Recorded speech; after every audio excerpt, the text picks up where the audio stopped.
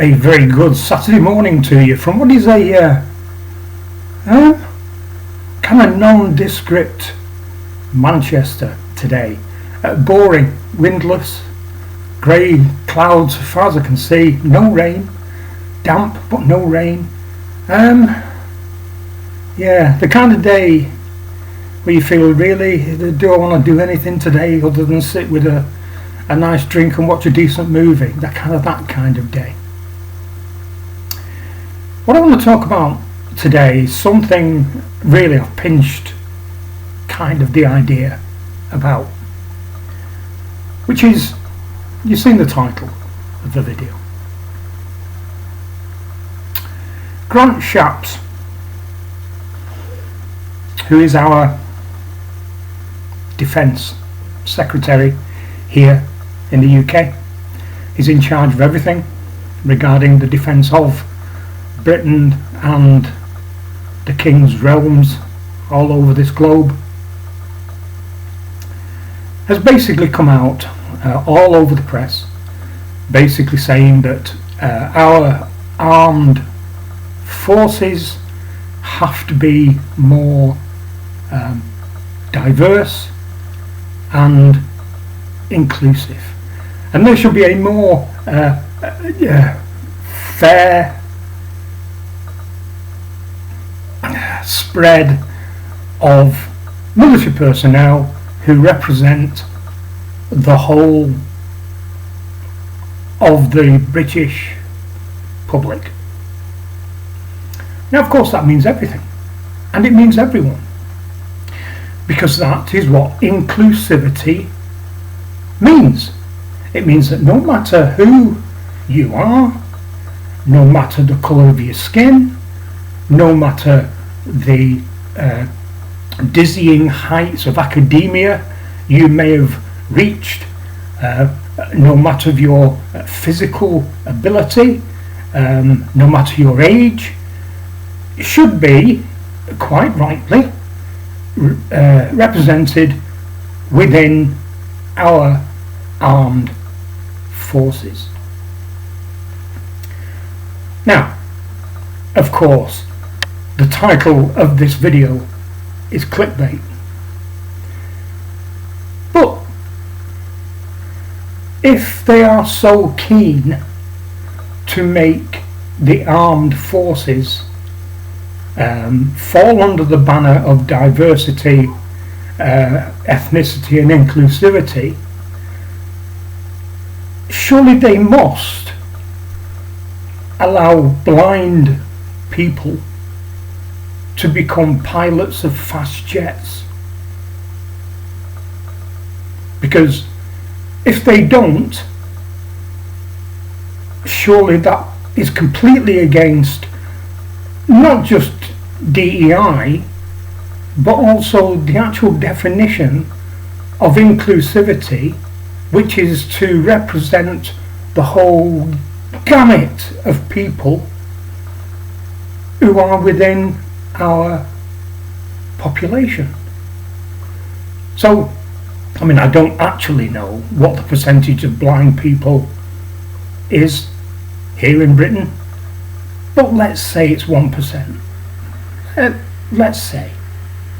So for every 100 fast jet pilots flying some of the most expensive and technically advanced aircraft on Earth, there should be one who's blind. That makes complete and utter sense to me. So this is where this DEI, diversity, ethnicity and inclusion nonsense falls down. Because let's take me for instance. I'm 63, I'm registered disabled, I have and always have had chronic eczema, chronic asthma. I developed COPD, which came as a surprise as I've never smoked or never worked in a dangerous industry. I have spinal disease, which means the top of my spine is crumbling, the bottom of my spine is crumbling, and I have multiple sclerosis, which was diagnosed back in 2019. Now there is quite a contingent of disabled peoples within the British population. I know this. I am one. And if there was one, not a number of them, then there wouldn't be specific benefits available, payable to people who are unable to work or have a short lifespan or whatever it is. So we must be part of the population. So if DEI is to be pinned down, has to be a policy which our armed forces are regulated to operate under, where do I sign up? I can actually fly an aircraft, believe it or not. I can't do it anymore because I'm too ill, but I can fly an aircraft, a fixed wing aircraft. Everybody seems to think I'm a helicopter pilot for some reason. I don't really know why. But I can fly an aircraft. You'll see in one of my little images somewhere, might be on YouTube, there's a picture there of me actually sat in an aircraft.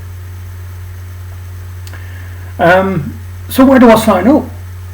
I'd love the possibility, the chance, just the chance of flinging one of these supersonic aircraft round the sky. It must be absolutely exhilarating. Somebody get in touch with me and get my application going and that kind of thing. So I tick quite a lot of boxes. I'm white, so white men are massively underappreciated in this country. If you're white and you're a male, you come way down the pecking order. I'm disabled, you know, there you go. I have to wear corrective glasses for my eyesight, so I'll tick that box as well. Where do I sign up for this? It would be brilliant. It would be absolutely brilliant. But to be serious, this is where the bollocks actually starts. So hypothetically, if I could sign up, if DEI is a real thing, what is actually going to happen right now is that you're going to get people who are being put in charge of these kind of aircraft potentially, who it won't matter whether they are one of the recent incomers into our country, because diversity is our strength. It won't matter if they have been a failure in their academic career, because you can't hold people back because of that now, because you're just judging people then. You also potentially, because they don't, this is another thing, they do not want to look into the background as heavily of people, because they see that as intrusion into people's privacy. Now you bear in mind, you're looking at top secret armaments here, so surely you have to be dug into to find out whether you have any alliances elsewhere, perhaps. So I don't see how this sits well with getting the best out of our armed forces. I also believe that this is a fair reflection on society as a whole. We as a people no longer don't need to worry about merit, about getting into jobs, getting into universities. In fact, if you are from a poor background, or you are of a certain ethnicity or whatever, you're more likely perhaps to be looked upon more favourably to get a job at, let's see, the BBC, where they actually have jobs advertised, and it literally says on it, whites cannot apply. So if you're of a different colour to me and you have less skills than me, and your academic qualifications are less than mine, perhaps your grasp of the English language is less than mine, you perhaps are more likely to get a gig at the BBC than I ever would. So this is the ridiculous nature that we're living at the moment, a meritorious society where you get forward in life, you achieve more in life because you put effort in, and therefore you've got life merits. That doesn't seem to matter anymore. But what they also seem to be doing is that they're forgetting that the rules they're putting in place utilising DEI, they're building a cage for themselves, because potentially people who could be a complete arsehole, and I'm quite prepared to be one, to apply to become a fast jet pilot, and they're saying no because I'm older, I'm perhaps white, and they want more ethnic diversity perhaps, that I'm disabled. Potentially, if I had the money, which I don't, could take them to court and say, hang on, I'm being discriminated against here. I do have some experience in flying a two-wing, fixed-wing aircraft. There's a lot of people who you're perhaps taking on who don't. So what's going on? You know, I know this kind of thing's happening in America, where you've got, I think it's called affirmative action, where black and ethnic minority people are getting into the better universities solely on the basis of their skin colour. Their previous grades are being ignored, perhaps, and they're being allowed to take places that would have been given to more meritorious students, maybe. Let me know whether this is happening in your armed forces. I know that there's a naval officer who's now something to do with medicine in the armed forces, who's now a transgender person, that kind of thing. So obviously it is happening across the pond. Is it happening in Australia, Canada, New Zealand, any of those places? Is it happening there as well? So that's it for this one. It's just a ridiculous situation, hence the ridiculous title. That's it for this one. Thanks a lot for watching. Give it a thumbs up, spread it around, because people need to know that this craziness is actually happening right now. Also, before I go, can I ask, because I've noticed a few videos on YouTube talking about this, are you sending me messages? Because I'm not getting any.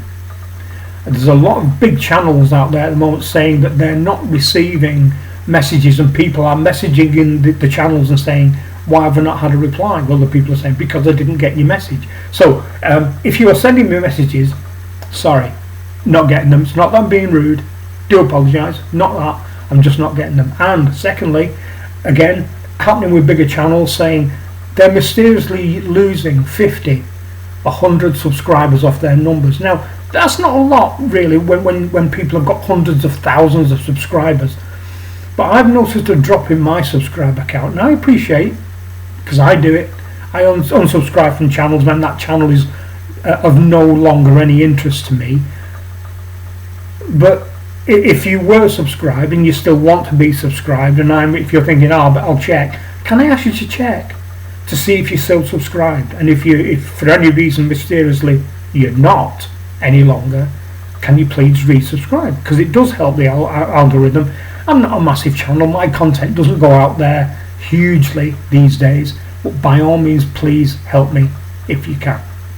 So that's it for this one, and I shall be back again with another one tomorrow maybe, who knows. Thanks a lot for watching. Bye bye.